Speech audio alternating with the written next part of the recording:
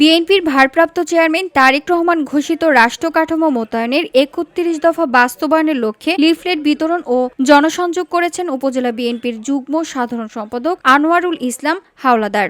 আজ রবিবার বিকেলে উপজেলা সদর বাহেরচর বাজারে ব্যবসায়ী ও পথচারীদের মাঝে তিনি দলের ঘোষিত ৩১ দফা সংবলিত লিফলেট বিতরণ করেন। লিফলেট বিতরণের সময় তিনি বাজারে আসা ক্রেতা বিক্রেতাদের কাছে আগামী জাতীয় সংসদ নির্বাচনে বিএনপির মনোনীত প্রার্থী পক্ষে ধানের শীষের প্রতীকে ভোট দেওয়ার আহ্বান জানান। তারুণ্যের প্রথম ভোট ধানের শীষের পক্ষে হোক, এই স্লোগানকে সামনে রেখে ৩১ দফার প্রচারণা চালান আনোয়ারুল ইসলাম হাওলাদার।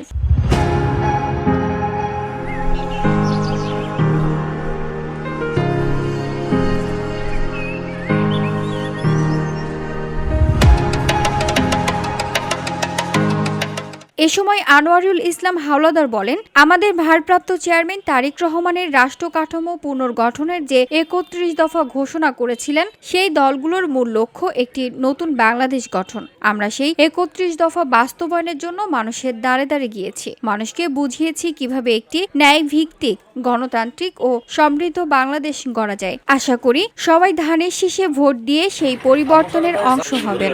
বাজার ঘাটে এবং গ্রামগঞ্জে আমরা তার ৩১ দফা মানুষের কাছে পৌঁছে দিচ্ছি এবং আমাদের এই আসনের নেতা জননেতা মোশাররফ ভাইয়ের সালাম দিচ্ছি এবং ধানের শীষে আমরা একটা ভোট প্রার্থনা করছি।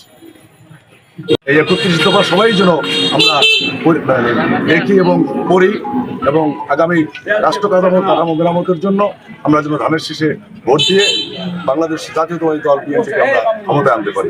VOD Bangla news desk.